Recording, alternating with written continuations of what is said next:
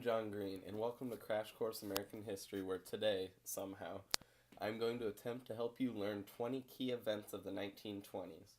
The 20s were a time of economic prosperity and vast cultural shifts for America, evidenced by the fact that we call them the Roaring Twenties. But the decade was also marred by disillusionment and weariness to the virtues of mankind, a lot of it coming from the Great War of the years before, particularly illustrated in the writings of the 20s.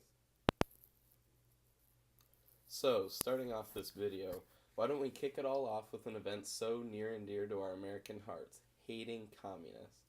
On January 2nd, 1920, the Department of Justice, under the Attorney General A. Mitchell Palmer, led a series of arrests on political radicals known as the Palmer Raids. This wouldn't be the last Red Scare in America, as the recent Bolshevik Revolution in Russia frightened many in the United States of the spread of communism. 3,000 were arrested in what probably was not the best example of the United States protecting civil liberties. But speaking of protecting civil liberties, we have our next event, and it's a good one. August 18th, 1920, the 19th Amendment passed. Women can now vote, and for the first time, the United States has universal suffrage. But now, it's time for this week's mystery document. Now, in view of this entire disenfranchisement of one half of the people of this country, their social and religious degradation, in view of the unjust laws above mentioned, and because women do feel themselves aggrieved, oppressed, and fraudulently deprived of their most sacred rights, we insist that they have immediate admission to all the rights and privileges which belong to them as citizens of the United States. Based on the words about deprived rights of citizens, I'm going to guess the Declaration of Sentiments from the Seneca Falls Convention in 1848. Yes, so now in the 1920s we are finally seeing results from more progressive policies. But at the same time, many are resistant to change. For instance, as society increasingly grows more and more diverse, anti-immigration sentiment seemingly grows as well. In May 19th, 1921, Congress establishes for the first time in American history an immigration quota. It restricted the amount of immigrants that can come from Southern and Eastern Europe, while allowing for Northern and Western immigrants to have easier access. This idea of desirable and undesirable countries surely isn't anything new to American history. As this idea of those we want and now don't want has been floated around by current politicians today, I'd argue that this isn't a very American trait, although a common one. But speaking of American traits, we have to talk about one of the big ones, baseball. So, in October 1921, the World Series is broadcasted live on radio for the first time, with the New York Giants winning 5-3 games against the Yankees. The use of radio is a huge technological shift for the world, as it allowed for the super easy spread of news and information available to the public.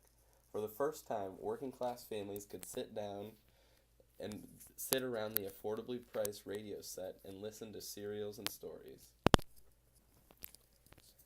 A large boost to those middle-class families now being able to afford an item for simple entertainment was the result of the Fordney-McCumber Tariff, passed on September of 1922. The tariff helped protect the American market for manufacturing and stimulate the domestic economy. This tariff was a key piece of legislation passed during President Warren G. Harding's rather lackluster tenure in office. I mean, you know you aren't doing so great as a president when one of the biggest things you're known for, corruption. Which is exactly what happened in 1922 when the Interior Secretary leased out federal oil reserves in Teapot Dome, Wyoming to private oil investors instead of opening the land up to bidding. It wasn't a good look for the 29th president, whose next notable event on our timeline is, you guessed it, his death on August 2nd, 1923. He suffered a stroke and would be replaced by the ever plain and simple Calvin Coolidge.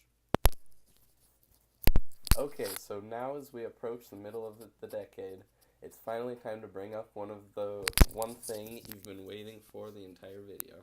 The Ford Motor Company. Henry Ford's idea to mass produce a consumer affordable automobile wasn't merely just a new good on the market. It helped shape and define American living and culture. Let's go to the thought bubble. Okay, so the concept of the automobile was pretty novel before the Model T. Most cars were unpredictable, high-priced, dirty machines with not much practical use. But the Model T helped change everything. For once, the average American with a couple of months' savings could buy a car. This truly led to the growth of the concept of American suburban life. And we could see growth around metropolitan areas. A whole culture was created surrounding around the growth of families being able to spread out, but still maintain the tie to city living. The ability to move around freely liberated ideas and thoughts as well, which was a very 1920s characteristic. So it comes to no surprise that on January 9th, 1924, the Ford Motor Company's market value surpassed $1 billion. Okay, thanks, Thought Bubble. Speaking of the importance of cars on the American culture, that brings us to our next event in our timeline, the very first Macy's Thanksgiving Day Parade, held way back in November of 1924, Thanksgiving Day. Instead of having huge balloons we see today, rather, the parade was full of, yes, Ford cars, but actual live elephants, camels, and other live animals. This sense of pure wonderment and progress has to be checked at some point, and now here we see the real disillusionment being cast over the decade, with the publication of The Great Gatsby by F. Scott Fitzgerald on April 10, 1925. The book held serious reservations on what Fitzgerald saw as greater problems in society, particularly on consumer culture. This clash of new versus old sentiments found itself in more serious places as well. On May 5th of that same year, the Scopes monkey trial hit the court system. Essentially, a Tennessee law barred the teaching of evolution in classroom, but yet mandated that a textbook be used, one in which evolution was taught. A teacher was found guilty of teaching evolution against the Tennessean law, but due to a sentencing technicality, didn't actually end up having to pay the fine. This trial was everywhere, and the whole country was talking about it. It displayed the essential debate of fundamentalism versus modernism. Speaking of a group that wasn't so on board with the whole modernism idea, on August 8th, 1925, 40,000 KKK members marched the streets of Washington. Although the group hadn't been formed after the Civil War,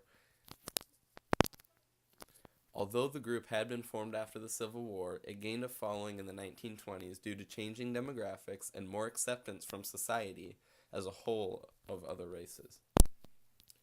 Not to be outdone by F. Scott Fitzgerald, Ernest Hemingway, another one of the so-called lost generation of authors, or men and women that came of age during World War I, published his novel The Sun Also Rises in October of 1926. Hemingway himself was an ambulance driver during the war, and this novel portrayed the angst of so many in this post-war era.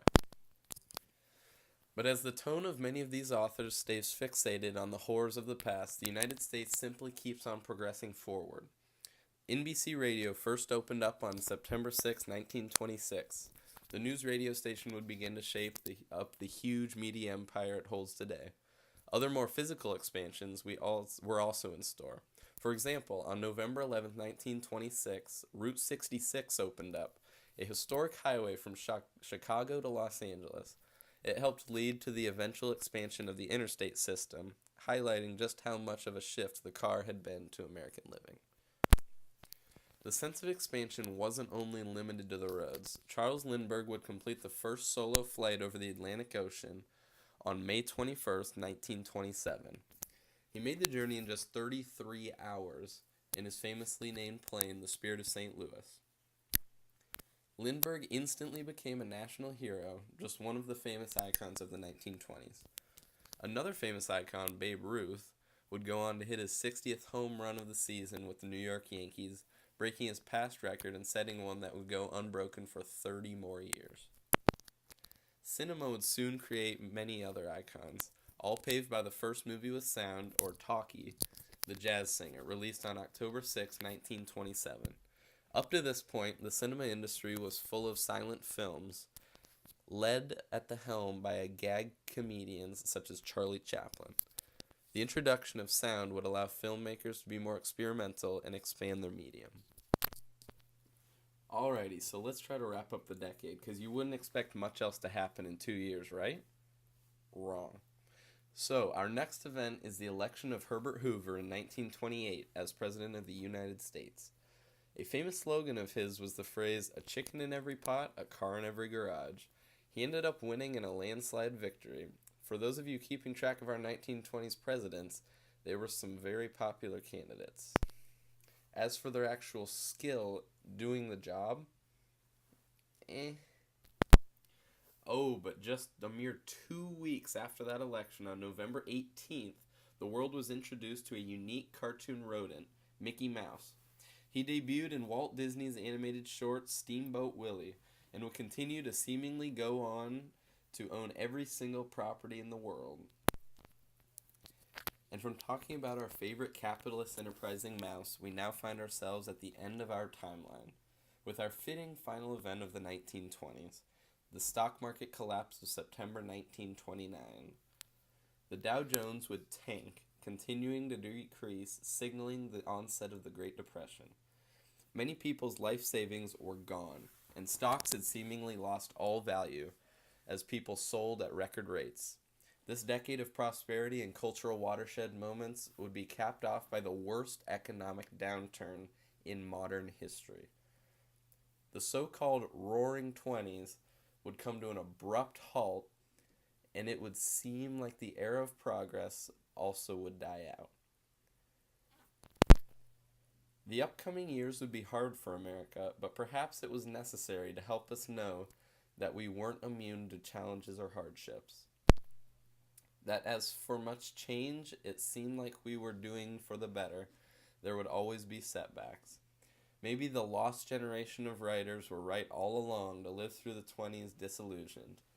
Or perhaps maybe it was better to have lived fully in the moment of the decade, even if the bad eventually did come along.